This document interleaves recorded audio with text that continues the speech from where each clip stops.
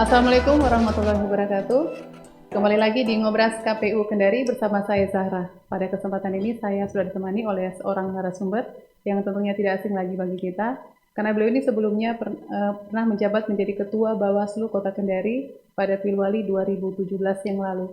Dan beliau juga adalah seorang dosen Fakultas Hukum Universitas Muhammadiyah Kendari, konsentrasi hukum pidana.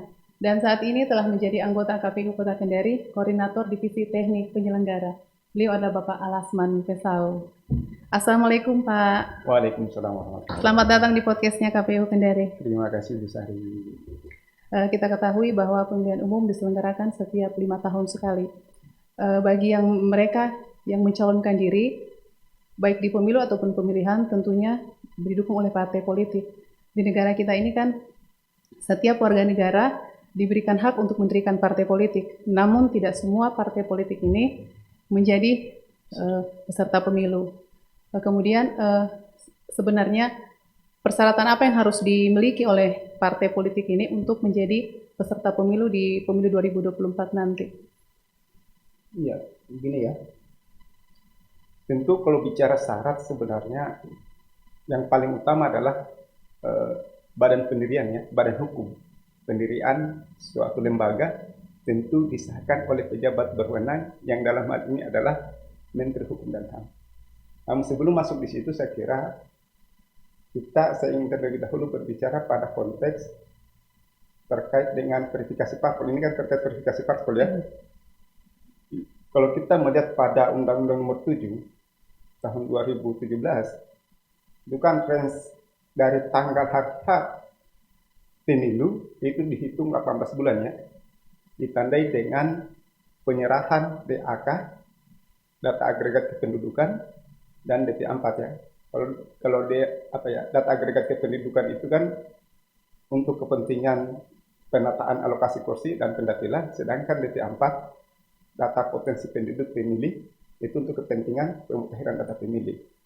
Jadi kalau dihitung sebenarnya kita kan mau pemilu ini sudah ada tanggalnya, Februari. Berarti kalau 18 bulan ke belakang itu sekitar bulan Juni. Dan bulan Juni, kalau pendaftaran parpol itu kemungkinan, kalau dihitung dari 18 bulan itu ya, itu sekitar bulan Agustus awal.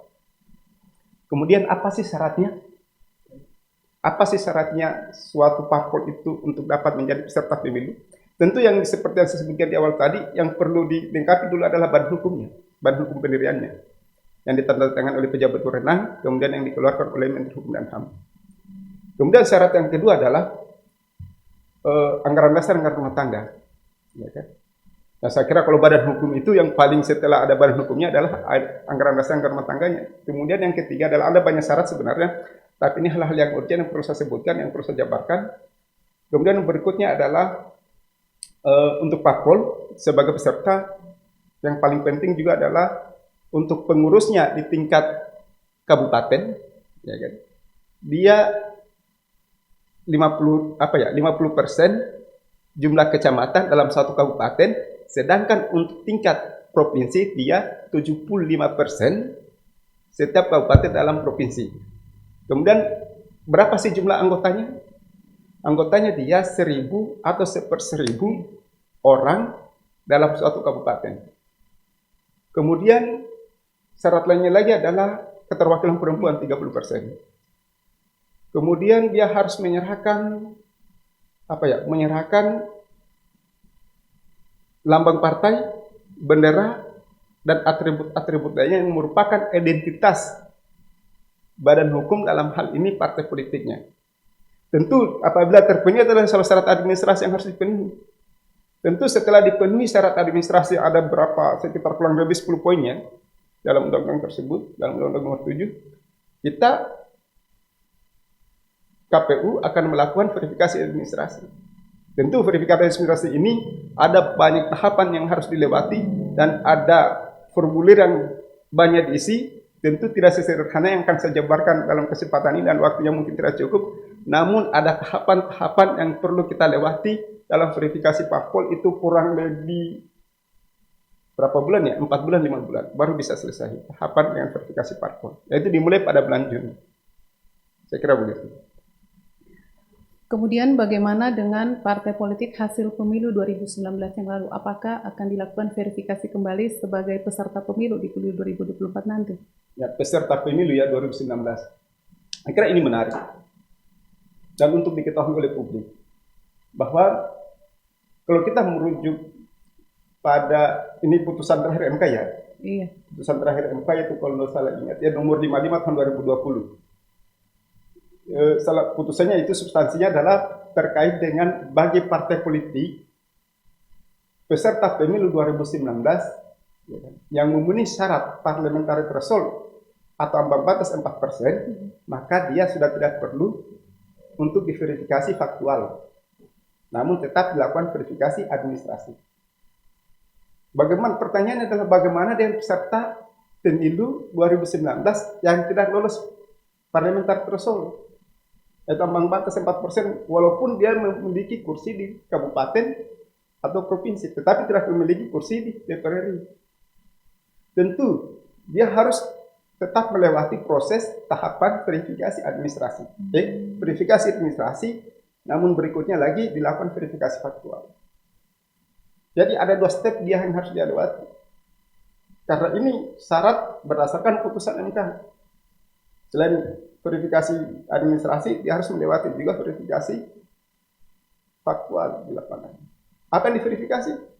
Ya, syarat-syarat yang saya sebutkan sebelumnya tadi. Kemudian bagaimana dengan partai baru yang dinyatakan lulus menjadi peserta pemilu di 2024 nanti? Apakah akan menjadi mempunyai hak yang sama dengan partai politik sebelumnya untuk mengusulkan misalnya calon presiden atau wakil presiden di Republik Indonesia ini? Terkait partai politik yang baru ya? Iya, yang baru. Yang bukan peserta 2019 sebelumnya. Iya. Saya kira begini. Hak itu sama diberikan, namun penuhi dulu syaratnya kan begitu. Ya, ada syarat dalamnya. Ketika Anda dalam konteks hukum itu kan ada hak dan kewajiban.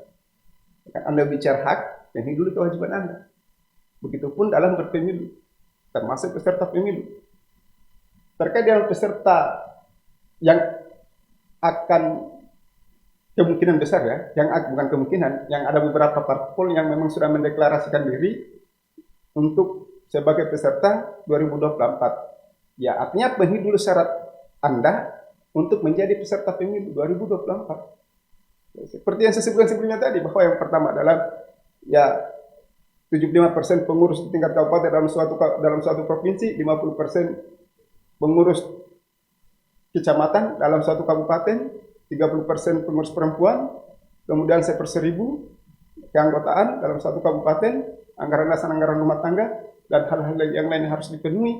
Dan itu tentu mendaftarnya adalah untuk perlu diketahui ya.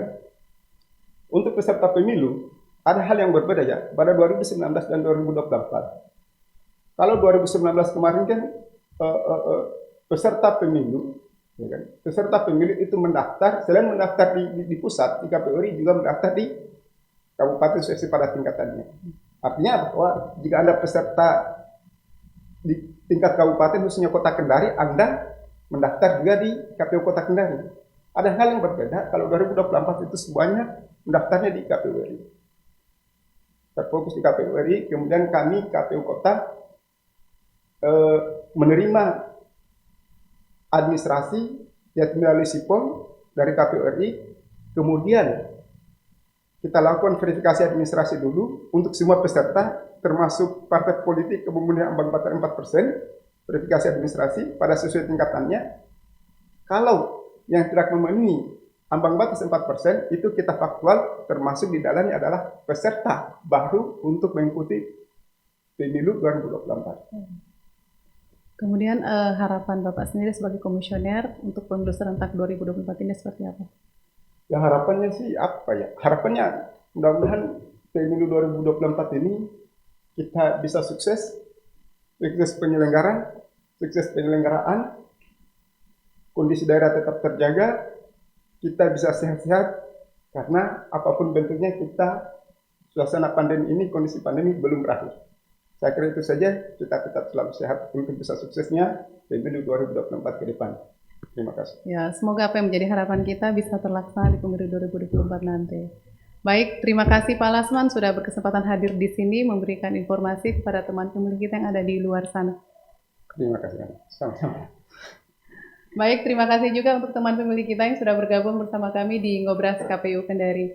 Kami akan hadir lagi kembali di lain waktu. Tetap terus mengikuti kami. Di sini kami akan membagikan berbagai informasi kepemiluan untuk teman pemilih semua. Saya Zahra undur diri. Terima kasih. Wassalamualaikum warahmatullahi wabarakatuh.